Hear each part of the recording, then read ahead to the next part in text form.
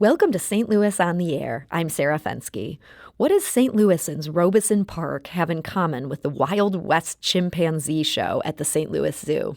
Well, both no longer exist, and both are depicted in a new book showing off historic photos of the Gateway City.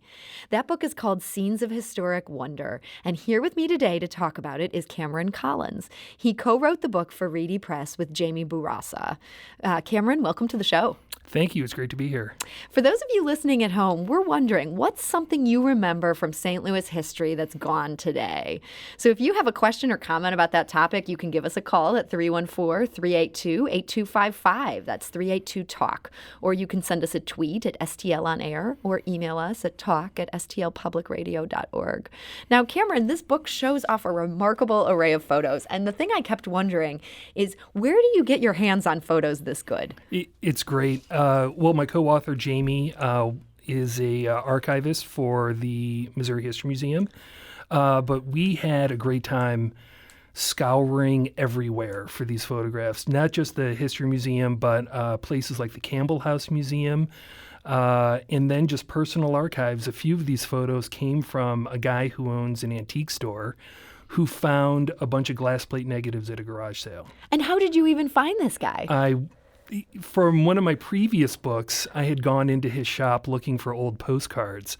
And when he saw what I was doing, he called me, back into his back office to look at his collection, and I was blown away. And I knew I had to bring him back on for this book. So some of these may not even be known to archivists prior to this book. Right. And that's also, there's still photographs at the Missouri History Museum that they are still digitizing and uncovering for the first time in years.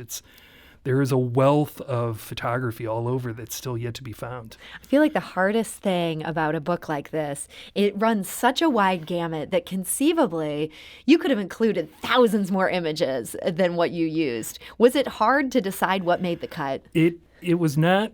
It was actually kind of fun. And I'll even tell you that when the book was originally proposed, when we first talked about it, it was supposed to be a humor book where you would look back at these funny little moments in St. Louis history. Like there were a lot of chimpanzee photos and, people, in costumes and so forth. And I pushed to kind of go more of a historical route. But you'll see that there's still a humor aspect in the book as well. There's certainly some funny stuff in there. We kept some of the good stuff. Like we had to cut out. There are more pictures of chimpanzees in costumes in St. Louis that I care to even count. So we chopped a lot of those. But there's some good stuff in there. Like one of my favorites is there's a photo of a ukulele club at Roosevelt High School. And so I went a little humor with the caption, and the caption is, the first rule of ukulele club is you don't talk about ukulele club. So, and it's this amazing photo. It's these nice looking young women sitting there. It must have been in late 30s, early 40s attire. Mm-hmm. And they're all posed with their ukulele. Was this a craze sweeping St. Louis? It was. And that's what's amazing about a lot of the photographs is we really went back to look for, like, how did a ukulele club form in St. Louis? Well, really, like the story comes from the ukulele itself. It was a relatively inexpensive instrument. It was cheap to make, and so it was easier to get. A guitar club would have had far fewer members. So there's a lot of hidden history in St. Louis and just things like that make photographs like these fantastic and amazing. So as you say, there are some really hilarious gems in this collection. What made you decide that you also wanted to sort of hit some of those more serious notes? I think that's Jamie and I, our personal preference and our love for St. Louis history. And there's a famous, if you ever come to one of my presentations, there's a photo that I'm so glad didn't get into the book. It was a photo of a kind of disparaging look at River des Peres, our other famous river in St. Louis. And, it played up its River des Pew, and it was just kind of a cheesy color photo and I just didn't feel like it fit. So it felt too mean-spirited, or? Yeah, it just wasn't, and it wasn't funny enough. Mm-hmm. And so we went in with a different photo of River des Peres of a massive tunnel that goes under Forest Park where they diverted the river to, get it out of the way of the World's Fair. And I found that to be a much more interesting story. Yeah, So, that was such an eye-opening photo for those of us who just think of the River des Peres as almost this drainage ditch running through the city. You get a sense of what a massive construction project that was. it was an engineering marvel that when it was built, that it was actually honored as a historic site in, I think, 1988. Yeah. So back in the day, the River des Peres, this was cutting edge. Yeah, exactly. Speaking to that sad side of things, which this book does get into, there's a positively devastating photo of Lafayette Park after the 1896 cyclone. Yeah. And it's interesting because I think you can see that same base of the bandstand that survived. It's still there today. The photo and the statue of Thomas Hart Benton is still visible. And that's actually a photo that's a little more common that we put in the book. But that was such a dramatic part of St. Louis's history. To this day, that cyclone in 1896 is still the third deadliest and third costliest in American history. And it ravaged South St. Louis and East St. Louis. So it's, we did want to bring in some, we actually even have a chapter titled Hard Times. So yeah, there's some moments that make you laugh, and then there's moments that remind you that life was hard. Yeah. Oh, yes, very much. On that subject of life being hard, one of my very favorite photos in this book, you've got an amazing story or amazing photo of a 3-story outhouse. Yeah. And I understand this wasn't just, here's the one 3-story outhouse. This was a common thing. Right. And this is a fascinating aspect of St. Louis as you drive around downtown St. Louis today. And somebody like me is amazed to see, I look at empty lots and spaces and I think of what used to be there. And many people don't realize that in the 1870s, St. Louis was a highly congested, densely populated urban center with tenements and people living on top of each other, where they actually had to put their outhouses on top of each other to make room. I mean, that's amazing. Yeah. So this idea is you would maybe step off the back of your apartment into this high-flying outhouse. Yeah, and there would be bridges built if you were up on an upper floor, so you didn't have to walk all the way down and walk back up. You could just walk along a little gangplank. That was an apartment complex or a tenement where you preferred being on the top floor, I guess. I mean, the whole area just must have stunk. Oh, yeah. So give us a sense. I mean, how crowded was St. Louis back in the day? So the numbers will escape me, but in St. Louis, the city grew so rapidly in the 19th century. I talk about a photographer in the introduction. When he moved to St. Louis in the late 1840s, St. Louis probably, hovered around 100,000 people. When he died 25 years later, the city had more than 350,000 people. Wow. And at that time, it wasn't until 1876 that the city's boundary extended past Grand Avenue. So the city stopped at Grand Avenue at that point. So imagine 350,000 people. So the city's current population all living east of Grand. Yeah. That explains the 3-story outhouses, really. Yeah. So some of these other photos in here, the backstory is almost the most amazing part of the story. And I'm thinking of specifically the photo of Campbell House. I was hoping you were going there. This is one of my favorite. I'm a volunteer at the Campbell House. It's a place dear to my heart. And for those who aren't familiar with that, tell us, where is this? And It's on 15th and Locust. It's a historic home, and it is one of the most amazing, historically preserved homes in the United States. Over 90% of what you see is original to the family that lived there. And they lived there from 1854 until 1938, 84 years. And the story of the family is remarkable. Tell us just a little bit about this family. Yeah, Robert Campbell was a fur trader when he came to St. Louis in the 1820s, and he spent 10 years in the Rocky Mountains, walking back and forth to the Rocky Mountains and trading furs. And he came back to St. Louis in 1835 and married his, Robert and Virginia Campbell. I refer to them as Rob and Ginny lovingly. And they had 13 children, but only 3 of them survived past the age of 7. That's a sobering part. Yeah. And so the museum has been open since 1943. And the Campbells, as I refer to them, were great help with this book as well. They donated or let us use a few photographs. So tell us about this particular photo that you're showing. This photo was a huge discovery. How did it come to light? It was. This is the most remarkable story. So the museum's been open since 1943. And in the early years of the museum, it was really just, let's make it a pretty house. And, it's something that downtown St. Louis didn't have much more of.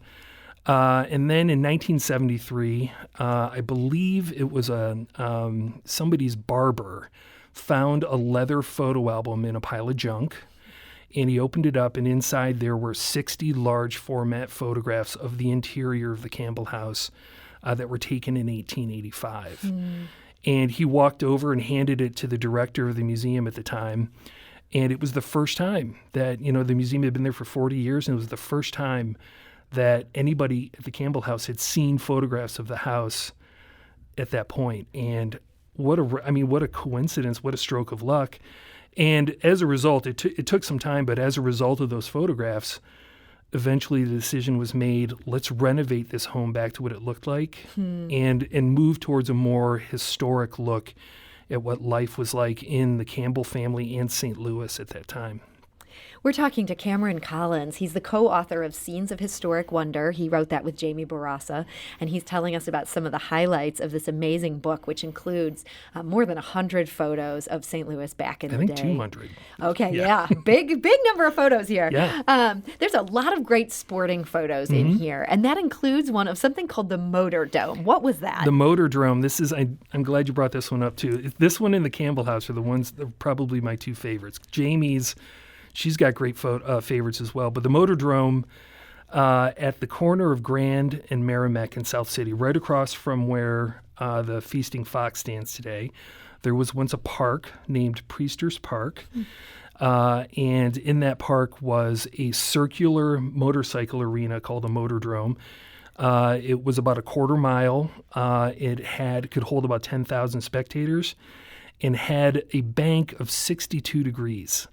And other motordromes around the country, their banks were much more like 20 degrees. So this was very steep. Yeah, and these crazy guys on motorcycles would race around at going about 80 miles an hour on machines without brakes. Somebody told me a few weeks ago that they actually even rode them one-handed because they needed to put oil in the engine with their other hand. And it was a deadly endeavor. Literally, people were dying. Actually, it was so common that is why we don't really have this sport anymore. There was a terrible accident in New Jersey where there was a crash, and one of the riders flew into the crowd, and several people were killed. And I always say then, it seemed that people came to their senses and decided baseball would be St. Louis's sport. So seems like a wise decision on the part of our population. Yeah. Some of the other sporting photos that are amazing come from the 1904 Olympics. Tell me about George Iser. George Iser, he was a German immigrant who was a member of the Concordia Turners. The Concordia Turnverein is still located on Gravois Avenue. And I love his story because in the 1904 Olympics, on one single day of competition, he won 6 medals. And that is a remarkable feat just to win 6 medals. But his story is even more remarkable because as a child, he was hit by a train and lost a leg. So he competed and won with a wooden leg. Wow. So that is some ridiculous upper body strength.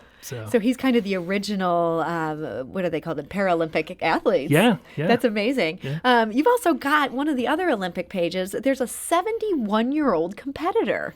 I was shocked by this. Oh, the archer. Yeah. So, archery, it's not like you're running a marathon, but it feels like maybe the Olympics back in the day had a more expansive, they were very inclusive towards athletes of all stripes. Sort of, but also what's notable about that archery shot is archery was the only sport at the 1904 Olympics in which women could participate.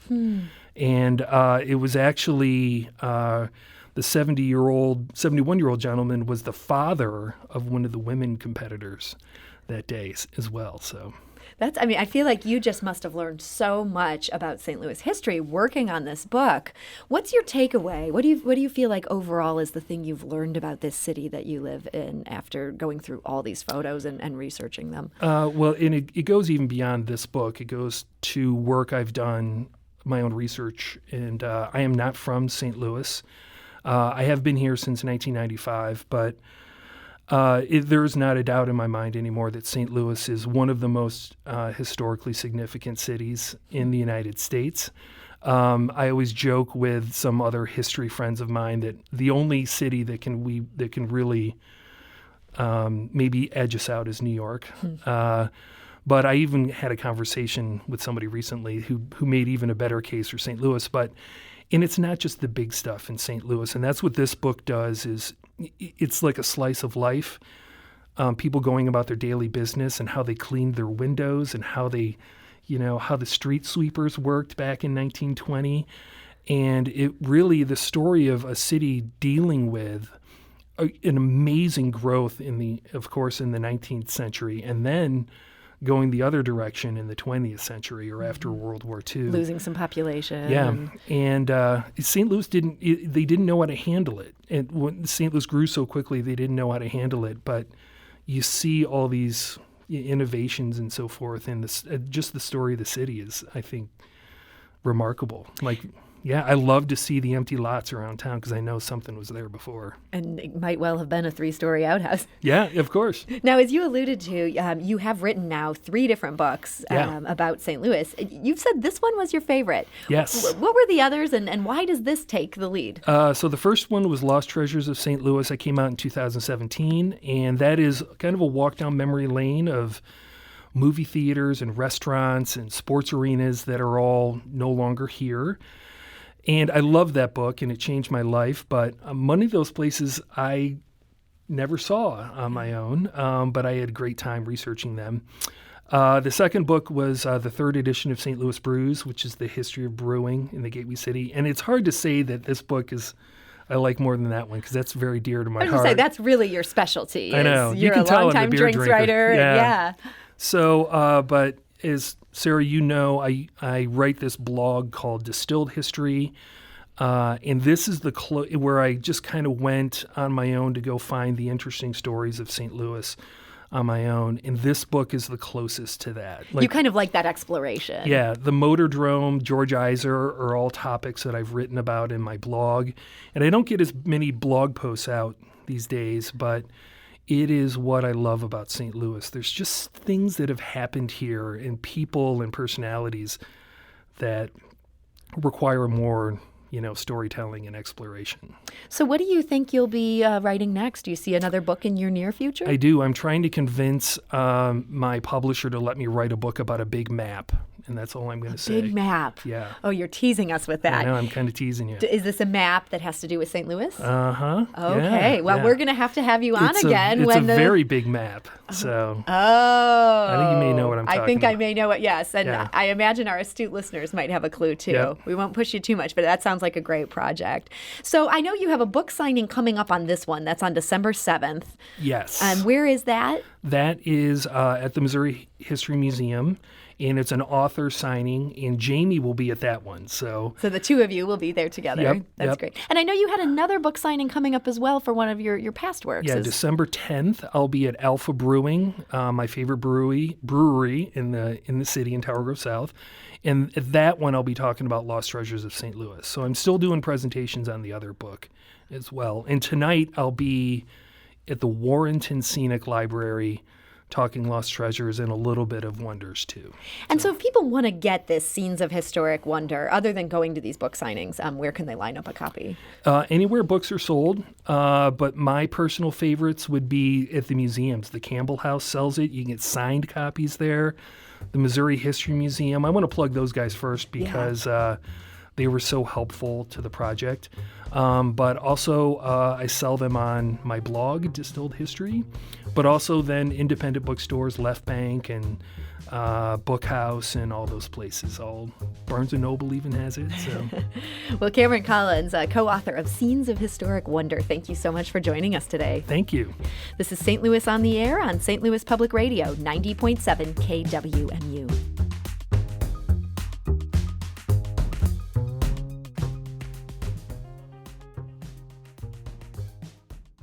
Support comes from Missouri Forest Products Association, committed to sustainable and sound conservation of the state's forests, which support more than 41,000 Missouri jobs, resulting in a $10 billion industry. ChooseWood.com.